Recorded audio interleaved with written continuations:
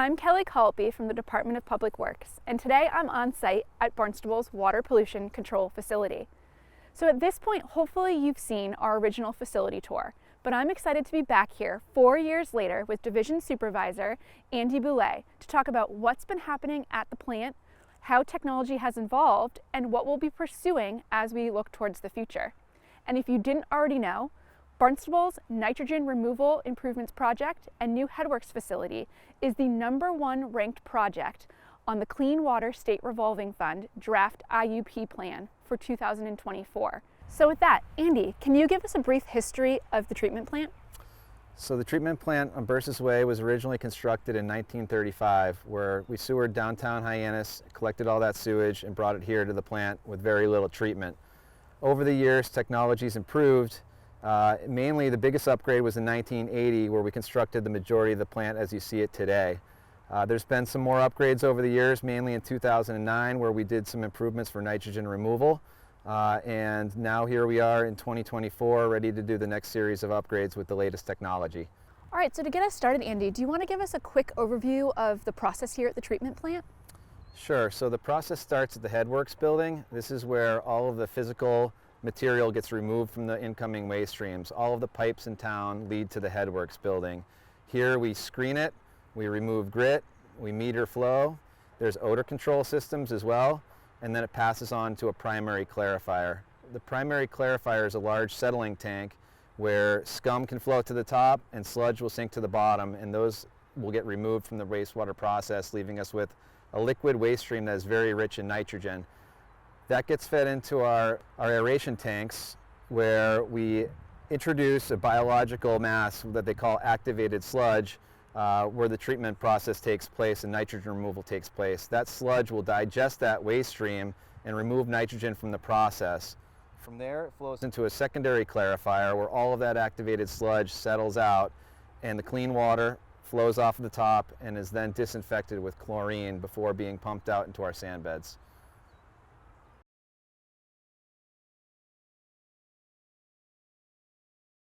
All right, so here we are at the Headworks building. Andy, I understand this building was constructed in 1975. Can you give us a little idea about the status of the building itself and the infrastructure and what goes on here? So the building itself, yes, it was constructed in 1975. All of the screening and grit removal occurs here. A couple things to keep in mind as we're looking at this building is that wastewater carries hydrogen sulfide, which as it condenses, it can form sulfuric acid and is very corrosive to the concrete and pipework in this area. On top of that, we use corrosive chemicals such as sodium hydroxide, sodium hypochlorite to control odors at the plant. Over the years, because of all the use of these chemicals and because of all the accumulation of hydrogen sulfide gases, there have been instances of concrete failure that has been repaired and patched up over the years. But at this point in time, it's looking like this building is likely to require replacement. So this is our odor control system. As you can see, it's tight quarters in here, so there's not a lot of room for us to do maintenance on this as parts break. We've got a little platform back there that our skinniest guys will go up to carry out repairs. There's been a lot of advances in technology in odor control, and this is definitely an area that we can certainly improve upon with this next upgrade project. So this rake will go down about every 15 minutes and rake the screen that's down below. There's some flaws with this design, mainly in the fact that it sticks out like a sore thumb, and during the winter time all the rags will freeze up, so it doesn't do a very good job doing that. So when this thing freezes up, we'll have to turn a grinder on, and that grinder won't really be compatible with an MBR. We're really looking at very fine screening for the MBR. So this is something that's definitely going to need to be replaced. Really around here, just kind of wanted to highlight like the condition of the concrete. It's another good shot of some concrete that's not in great shape. If you were kind of like look down into this outfall, kind of some of the walls, you can see a lot of the concrete's failing.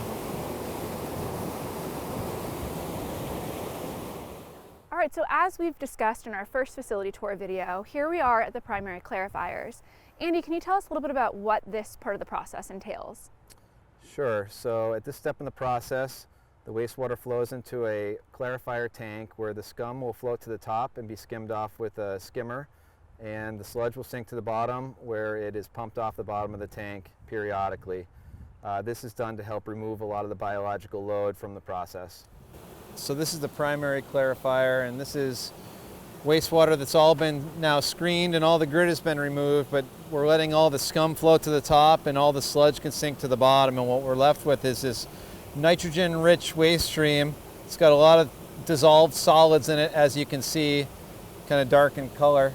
You want to compare this to the secondary clarifier effluent in a couple steps to see the level of treatment that we've achieved.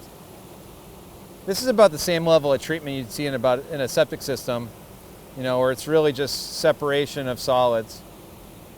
And again, you explained the activated sludge process in our first video, but can you give me a brief overview of what we're looking to achieve as we make upgrades to the plant? As the wastewater flows out of the primary clarifier and into the aeration structure, it's mixed with what is called activated sludge, which is a mass of microorganisms and bacteria that we use to help digest and treat this waste stream. There are a lot of different technologies that utilize activated sludge, and they've evolved a lot over the years. In this case, we're going to be moving from what they call an MLE process to a Barnstable process, which is going to help remove a lot more nitrogen from our treatment train. These are our aeration trains. The process is called the modified Lutzak-Ettinger. Not going to bore you with all the details, but it's an activated sludge process. Activated sludge is this mass of microorganisms and bacteria. They occur naturally in nature, but we have them here in bulk, and we blast it full of air to help oxidize the nitrogen into nitrate form. It comes in ammonia form, and we oxidize it into nitrate form, and then we cut the air off, and those bugs will actually attack that nitrate molecule and respirate it and remove the nitrogen as nitrogen gas. So this is our process. There's been a lot of advancements in nitrogen removal technology with activated sludge, mainly with the Barnstable process, which is going to essentially reconfigure where our recycle streams come from within these tanks, but it's going to allow for more nitrogen to be removed through this process. Also, by adding an MBR to the back end of this process instead of a secondary clarifier, it's going to allow us to carry more activated sludge in these tanks. We can carry about twice as much per tank as we would be able to by using secondary clarifiers. So by comboing the Barnstable process with an MBR, we're going to be able to get our total nitrogen down below 3 on an average annual basis. We're about 6, so we're going to be able to remove twice as much nitrogen with the new process as we can with this process. So this process works really good, and then the next process that we're planning to install is phenomenal. The activated sludge process was invented in England in the early 1900s, and it really can be configured in a lot of different ways. There are rotating biological contactors, there are sequencing batch reactors, all different ways to use this same fundamental process, just with different configurations. So that's what the Barnstable process is the next generation that really targets both nitrogen, and it can remove phosphorus as well. So the plan is to basically reconfigure these tanks into that process and add another tank to accommodate for the future flows to the CWMP. A lot of automation improvements that will take place as well. This is called our SCADA system. So inside here, it's all the wiring to the plant, everything that's automated. There's inputs and outputs, and they all get put into this, they call it a PLC, which is a programmable logic controller. It's essentially a computer that says, if this condition exists, then we will do that. So information is fed in and commands are fed out, so a lot of automation throughout these processes, and a lot of this will get improved with the next upgrade project as well. What I really want to do is just kind of hit on like the age of some of this electrical equipment that's going to be replaced with the project. So in here this is the primary pump room. These are the pumps that are pumping the sludge off the bottom of the clarifiers and pumping them over to our solids handling facility. This is one of our main switch gears that feeds the plant. This is original 1980 installation that we're going to want to replace as part of this next project to upgrade all the electrical and add capacity for the upgrade. So now we're over at the secondary clarifier. This is where solid separation takes place, and the sludge is now removed back out of the waste stream. This is done through gravity. This tank is a settling tank where all of the sludge will slowly settle to the bottom of the tank and either be sent back to aeration to reseed the aeration basin, or it is removed from the process entirely. We call that wasting. These microorganisms will reproduce over the time, so they'll grow and grow within the system, so periodically we do need to remove them from the system. Over the years, there's been a lot of advancements in technology with solid separation, and now the new gold standard is the membrane bioreactor, which filters down to 0.04 microns, which is much greater filtration than we have with our clarifier tanks. Wow, that sounds like a really fine filter. Ultimately, what's the impact? What's the benefit for the town of Barnstable residents? So there's a lot of benefits to the membrane reactor. First and foremost, it allows us to carry more sludge in the aeration tanks, more activated sludge in the aeration tanks, which allows for more treatment. If we were to increase the population in the aeration tanks with our current setup, they would not be able to settle out in our clarifiers. So doing so allows us to save money on future aeration tanks. We don't have to build as many of them because we can hold more sludge than what currently exists. On top of that, the fine filtration of a membrane bioreactor positions us really well for other advanced technologies such as reverse osmosis, which could help us remove more contaminants of emerging concern from the waste stream. So here we are at the secondary clarifier. This is where all of that activated sludge from the aeration process comes. It's entered into the center of this tank, and it slowly, by gravity, will sink to the bottom. As the aeration process is taking place, a lot of these microorganisms and bacteria are clumping together and kind of becoming conjoined, and then they will, as they bind together, they're a little bit heavier and they will settle down to the bottom. So this is a giant settling tank. What you don't get here is filtration, which is what the MBR provides. So as I mentioned earlier, the MBR will filter down to 0.04 microns, which is enough to filter out viruses, pathogens, and really almost everything. It's very, very, very fine filtration through a membrane. So that's not what you get with a secondary clarifier. These do a very good job. They're tried and true, but the technology has changed significantly throughout the years, where now the MBR is the new standard. Just to illustrate what goes on in the clarifier, you can take this handy device called a sludge judge.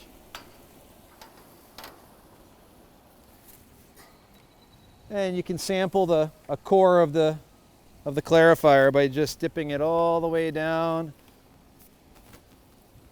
to the bottom.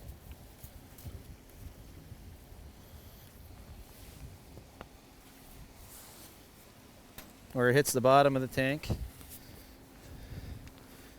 And as you pull it up, we've got 1, 2, 3, 4, 5, 6, 7, 8, 9, 10 feet of clear water, and then you can start to see the sludge blanket down below. So that kind of illustrates what's going on in this tank. So in our previous facility tour, you explained what happens at the solids processing facility, but I understand there's been a number of upgrades made to this building and its infrastructure. Can you tell us a little bit more about what's happened here? So I consider the solids processing building to be the guts of the treatment plant. It is where we bring all of our waste sludges, where they get commingled, thickened, and disposed of. So those sludges are the primary sludge that comes off the bottom of the primary clarifier, the secondary sludge that comes off the bottom of the secondary clarifier, which we call waste activated sludge. And then we also take in septage from around town, which is screened, degridded, and mixed with the other sludges. That gets pumped up to a gravity belt thickener. It's a porous belt that goes around and around, and the water will then fall out of that waste stream and will thicken it, where it gets collected in a tank, pumped onto a 9,000 gallon tanker truck and sent to Rhode Island for disposal. We've done a lot of upgrades here. We're actually just wrapping up a major upgrade project that's got us well positioned for the next 20 years. So this is the sludge processing building, also known as the solids handling building. This is where all of the wastewater sludges from the primary clarifiers, from the secondary clarifiers, and from the septic receiving station all come in. They get processed. We remove grit and we thicken it here with a gravity belt thickener, which is essentially a porous belt that we load the sludge on and the water will fall out. This building has recently been renovated. We're still wrapping up the renovations here, and we're going to be well positioned for the next 20 years. after the completion of this project. So you can come take a walk inside. So this is our control building. It's still under renovation as we speak. But behind us we've got a tanker truck, which is where we load our thickened sludge on. That gets hauled to Cranston, Rhode Island for incineration. And again, that's a mixture of the waste-activated sludge, the primary sludge, and the septic sludge. So a lot of electrical work has taken place in here recently. This room here is our blower room. These blowers are used to aerate the sludge tanks to help mix them. So these are all used for mixing. And we've got some chemical transfer pumps and a chemical containment area back over this way. So these are gravity bell thickeners. This is used for sludge thickening. The raw sludge is loaded onto the front of the gravity bell thickener, and it's dewatered here through a porous belt. We mix a little bit of polymer in there to help dewater, and then all that thickened sludge is collected and disposed of. All right, so now we're going to take a look at the disinfection stage. And I think from what we've seen today, we have been doing a really good job with what we have. But can you tell me, Andy, a little bit more about the current disinfection process and what upgrades we're looking to make as we move forward? So after flow carries out of the secondary clarifier, we disinfect to kill any remaining pathogens that may be in the water. Currently, we dose a little bit of chlorine into the water to kill off anything that may be remaining. The membrane bioreactor is actually able to filter out a lot of these viruses, which should reduce the amount of chlorine we would need to use to disinfect. We're also looking into, in the future, using UV ultraviolet light for disinfecting our wastewater. This is done through just shining light, bright light on the waste stream, and it kills off any pathogens that may be remaining in the water. What's really cool about the way that we're doing this project is by using the membrane bioreactor to remove a lot of those pathogens in advance, it's going to allow us to potentially build a smaller UV system in the future and save on money. So down below here, we've got our chlorine contact chamber, which will drip a small amount of chlorine in here, just enough to kill any remaining bacteria in the treatment process. And through ups and downs and lefts and right, it provides contact time for the chlorine to disinfect the water before it's discharged back into the aquifer.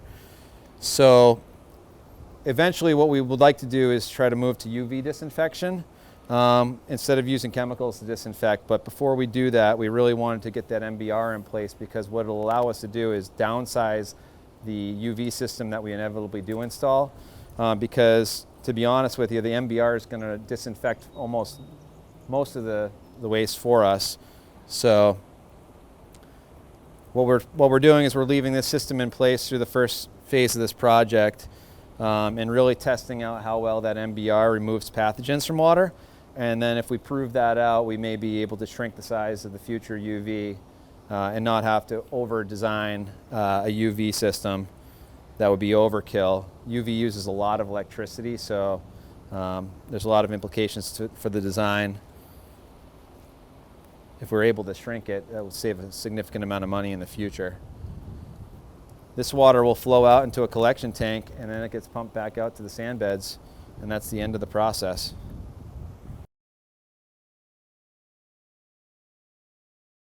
Now here we are at our rapid infiltration system, one of our sand beds. Andy, can you just kind of close us out with how we really wrap up this process here? Sure. So after the water's been disinfected, it is then collected and pumped out into the sand beds, where it percolates back down into the groundwater. That's great. So, we touched upon a lot of the upgrades that have already been made here at the treatment facility, and sort of our goals and wishes as we look towards the future and incorporating new technology. Is there anything else you'd like to add about this project and what we're doing here? Only that town of Barnstable has always been on the forefront when it comes to protecting the town's water resources, and this project is a major step in the right direction and continuing to do so. That's awesome. So thank you all for joining us, and please stay tuned for a continued conversation about the next generation of wastewater treatment here in Barnstable.